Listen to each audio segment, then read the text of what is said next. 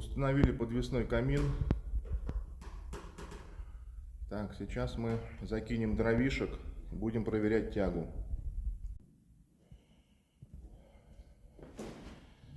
Дровишек подкинули, зажгли. Так. Тяга хорошая. Зажгли, сейчас мы его разберем на время отделочных работ. После отделки повесим обратно.